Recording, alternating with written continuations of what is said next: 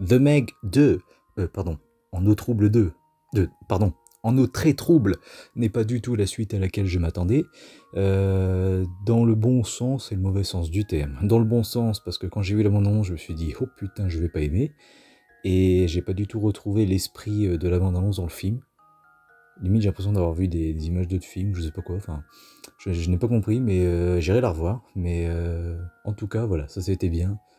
J'ai pas eu ce à quoi je m'attendais en voyant la bande-annonce, donc ça c'est cool, mais j'ai pas forcément eu un bon film non plus, ni même une bonne suite. Et même d'ailleurs un bon film de requin. Donc la couleur est annoncée, je ne l'achèterai pas, je n'ai pas envie de le revoir, bref, je reste avec mon beau steelbook du 1. Et comme je vois tout le monde en parler ces derniers temps, et je peux comprendre pourquoi, hein, du prix des places, je vais le faire aussi. Alors moi, entre les offres duo, trio, je ne sais quoi, enfin, qui a l'air d'avoir dans les CGA en ce moment, en tout cas dans le mien, entre les tarifs étudiants auxquels j'ai droit et de toute façon les places auxquelles j'ai droit grâce au boulot de ma mère, voilà, qui sont moins chères, c'est vrai que je suis pas trop touché par la hausse des prix des places, tout ça. Mais je pense quand même à vous, et je comprends que d'autres youtubeurs disent putain, 10 € pour voir ça, enfin franchement c'est du foutage de gueule et tout, donc je vais le faire aussi, franchement ça ne vaut pas 10 €, et là encore je dis 10 € pour les salles normales entre guillemets, pour les pas trop grandes villes, mais pour les grandes villes, ou si vous allez voir en 4DX, en Dolby Vision, ou en Ice, je ne sais quoi, je sais que c'est beaucoup plus cher, franchement, ça ne vaut pas le coup. Je ne vous invite pas du tout à aller le voir, même si vous avez passé un bon moment devant le 1, après, si ça vous dit, bah, allez le voir, hein, mais au moins je vous aurais prévenu, franchement, ça ne vaut pas 15-20 €. Parfois, oui, il y a des billets à 20 €. Non, je vous invite pas du tout à le voir, et je vais vous dire pourquoi.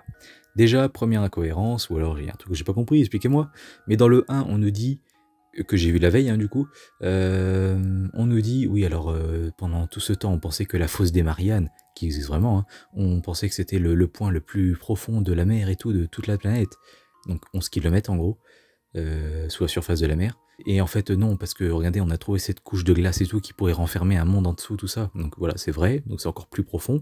Et là, c'est à 6000 mètres sous le niveau de la mer. La fosse des Mariannes, c'est 11 km, hein. Enfin 11 000 mètres sous la mer. Je n'ai pas compris. Soit c'est une incohérence, ils ont oublié ce qu'ils ont dit dans le 1, je sais pas.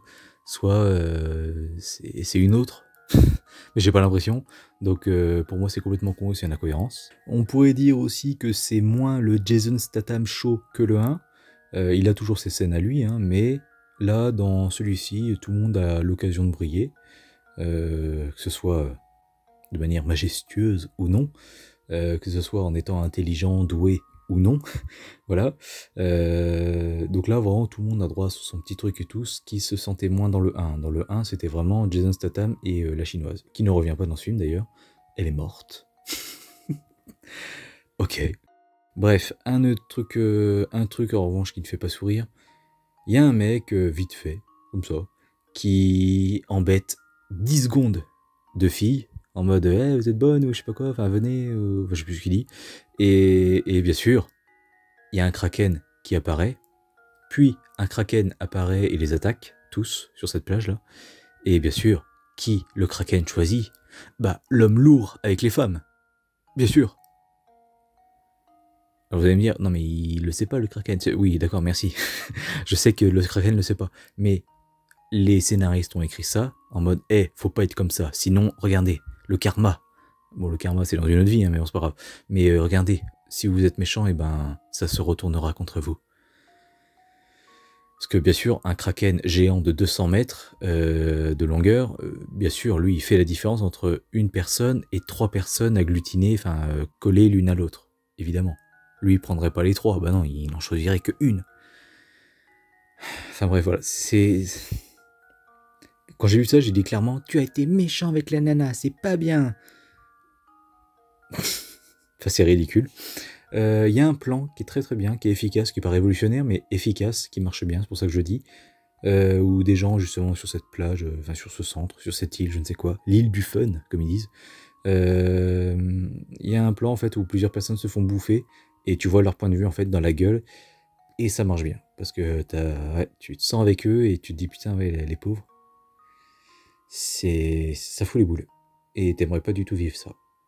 Déjà parce que tu te fais dévorer, mais là, ouais, quand tu vois les dents se refermer et tout, tu te dis, bah c'est bon, je suis mort, quoi. Alors que les personnes ne sont pas encore croquées, hein, mais ouais, t'es mort quoi.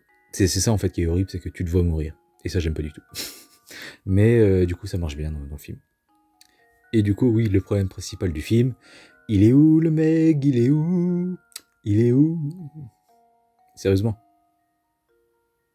Au bout d'un moment, je me suis tourné vers mon pote et je lui ai dit non, mais quand est-ce que le Meg devient une menace? Parce que, en fait, je l'ai senti comme un film de zombies ou une série de zombies. C'est au bout d'un moment, bah, le premier obstacle, le premier ennemi, entre guillemets, ce sont les zombies. Puis bah, au bout d'un moment, quand t'as posé l'univers, tout ça, ben, tu te rends compte que bah, ouais, les vivants, parfois, bah, là, il n'y a plus de loi, il n'y a plus de règles, donc faut les craindre aussi. Et bah, c'est un peu ça en fait. Ils ont fait le 1, c'est les requins la menace, et puis bah, dans le 2, il y a aussi des humains qui sont la menace. Enfin, c'est la même logique en fait, vous voyez.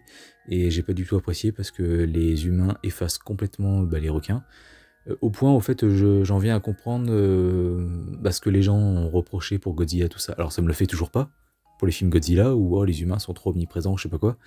Ça me le fait pas, mais là, j'ai ressenti la même chose devant ce film. Clairement, les requins sont là pour le climax, la fin, le combat final. Donc voilà, c'est pas du tout... Bah, pour les deux personnes qui m'accompagnaient, c'était sympa, mais en ce qui me concerne, non, c'est pas du tout divertissant, je me suis pas mal ennuyé. En plus, le film essaie d'être plein de choses à la fois. Enfin, au début, t'as un début à la Jurassic Park, et à la fin, c'est un peu ça aussi, avec ces bêtes sur la Terre et tout, là. T'as en plein milieu du film, t'as une scène qui repompe totalement Underwater, le film avec Vincent Cassel et Kristen Stewart, qui est vraiment sympa, que je vous conseille. Mais voilà, il essaye d'être tout à la fois, sauf un film de requin. Et c'est un peu pour ça qu'on est allé le voir, donc ça fait chier en fait. Donc voilà, si ça vous intéresse, si vous avez aimé le 1, bon, n'ayez pas trop d'attente si vous êtes comme moi, mais si ça vous intéresse, que la bande-annonce vous a convaincu, bon bah allez le voir. Et n'hésitez pas à me donner votre avis dans les commentaires, surtout si vous n'êtes pas d'accord. Mais en ce qui me concerne, c'est un non. C'est pas une grosse merde, enfin je m'en fous en fait. Je déteste pas, je suis pas énervé, je suis juste ennuyé, puis je me dis, ouais, je l'ai vu, demain je penserai à autre chose.